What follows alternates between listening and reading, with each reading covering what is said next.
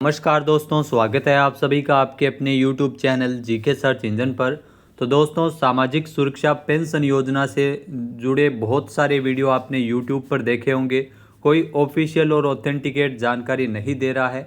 आज के इस वीडियो में मैं प्रूफ के साथ आपको बताऊंगा कि पेंशन कितनी एक्चुअल में बकाया है।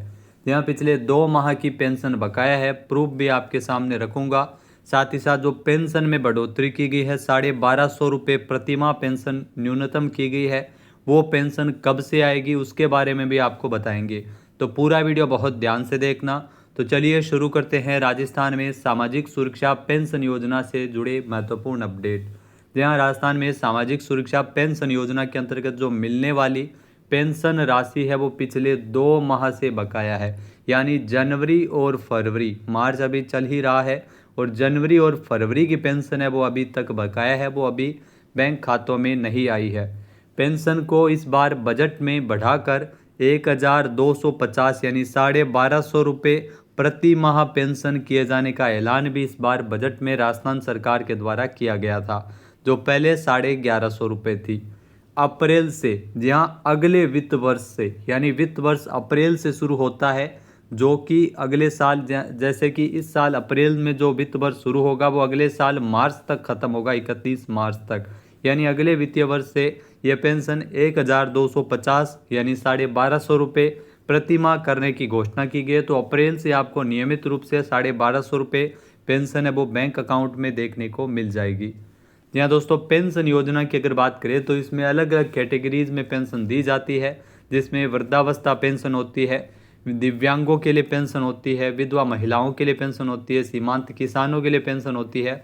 तो बजट में आप देख सकते हैं, स्क्रीनशॉट में आपके सामने है पेंशन 1250 रुपये। यहाँ अल्प आय वर्ग के बुजुर्ग व्यक्तियों, विधवा महिलाओं के लिए, एकल नारियों के लिए और दिव्यांग व्यक्तियों और लघु एवं सीमांत किसानों को देय पेंशन राशि को आगामी वर्ष से बढ़ाकर 1250 रुपये यानी 1250 रुपये प्रति माह किए जाने की घोषणा इस बार बजट में की गई थी। तो ये पेंशन को लेकर महत्वपूर्ण अपडेट है। अब आपके सामने स्क्रीनशॉट आप देख रहे होंगे कि पिछले 2 महीनों की पेंशन बकाया है। मैं ऐसा क्यों कह रहा हूँ, क्योंकि ये आप स्क्रीनशॉट देख सकते हैं, एक पेंशनर का भुगतान खाता है। इनकी आयु 75 साल से अधिक है, इसलिए इनकी पेंशन 1500 रुपये प्रति माह आती है। तो 1500 रुपये प्रति माह के भी अलग क्राइटेरिया है। क्या क्राइटेरिया होती है ये भी आपको आगे वीडियो में बताएंगे। तो आप यहाँ पर स्पष्ट रूप से देख सकते हैं कि जनवरी और फरवरी, इसमें भुगतान की तारीख के आगे आपको पेमेंट पेंडिंग लिखा हुआ नज़र आ रहा है, जबकि बिल बनाने की जो डेट है वो 26/1/2025 है। वो जनवरी महीने की बिल बनाने की डेट है, जबकि फरवरी महीने की 26/2/2025, यानी बिल बनाया जा चुका है, जबकि बैंक अकाउंट में ट्रांसफ़र है ये राशि नहीं की जा चुकी है।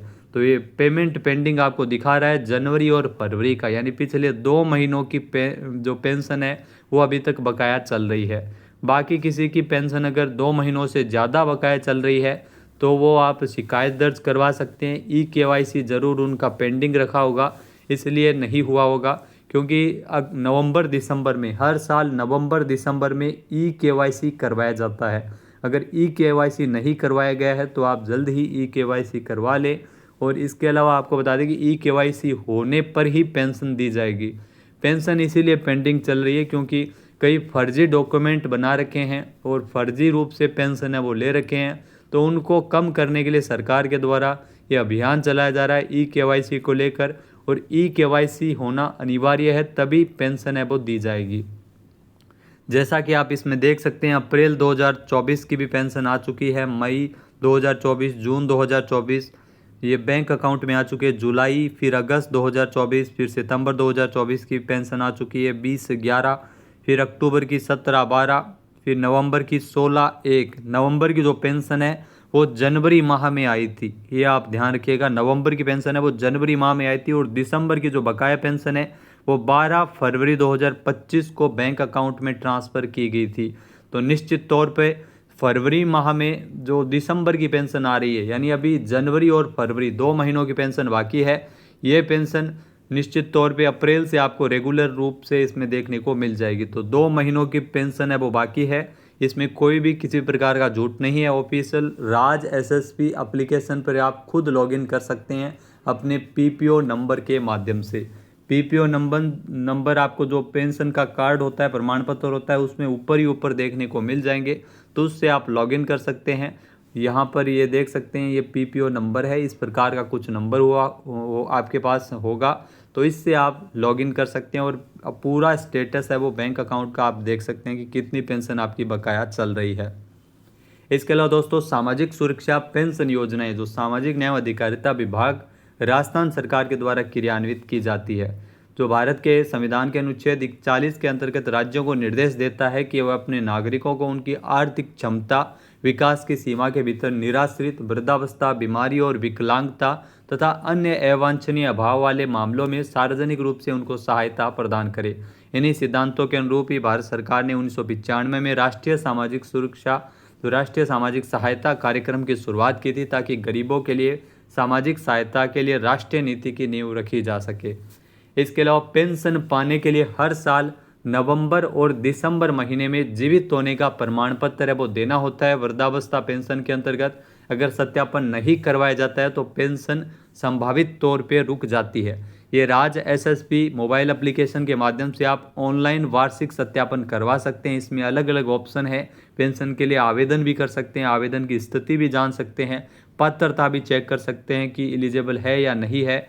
भुगतान खाता, जो अभी आपके सामने मैंने स्क्रीनशॉट दिखाया था जिसमें पेंशन आई हुई है नहीं आई हुई है, वो आप भुगतान खाते के अंतर्गत अपनी पेंशन की पूरी स्टेटस है वो देख सकते हैं।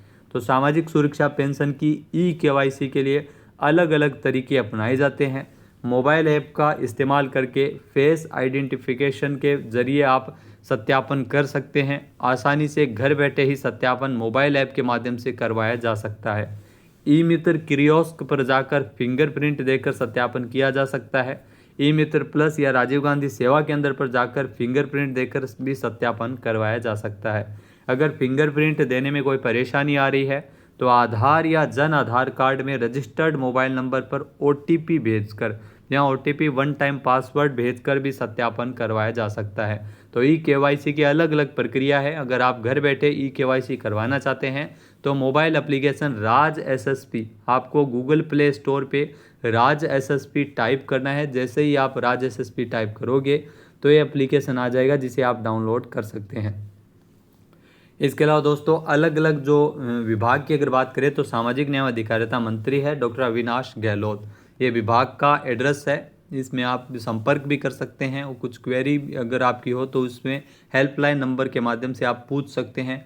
हेल्पलाइन नंबर है 1800180627। ये ईमेल एड्रेस है और ये वेबसाइट है जो पेंशन के से जुड़े सभी जानकारी के लिए। इसके अलावा दोस्तों, पेंशन अलग अलग प्रकार की दी जाती है। सबसे पहले मुख्यमंत्री वृद्धजन सम्मान पेंशन योजना की बात करें तो इसमें जो पात्रता है वो 55 साल से अधिक आयु की महिला, अगर महिला की आयु 55 साल से अधिक है और 58 साल से अधिक आयु के पुरुष, तो उनको पेंशन मिल सकती है। इसमें वार्षिक आय सीमा उनकी 48,000 रुपये सालाना होनी चाहिए, तभी इसमें प्रावधान है पेंशन दिए जाने का। प्रतिमाह देय वित्तीय लाभ अभी तक तो 1150 रुपये है, अगले वित्तीय वर्ष से ये 1250 रुपये हो जाएंगे। इसमें 15% की स्वतः ही बढ़ोतरी हो रखी है, उसके अकॉर्डिंग पेंशन है वो अपने आप बढ़ाई जा रही है। इसके अलावा दूसरी जो पेंशन दी जाती है मुख्यमंत्री एकल नारी सम्मान पेंशन योजना के अंतर्गत, इसमें 18 साल या उससे अधिक आयु की विधवा, तलाकशुदा, परित्यक्ता महिलाओं को इसका लाभ मिलता है मुख्यमंत्री एकल नारी सम्मान पेंशन योजना के अंतर्गत। इसमें वार्षिक आय सीमा 48,000 रुपये सालाना जिनकी आय है उनको लाभ मिलता है।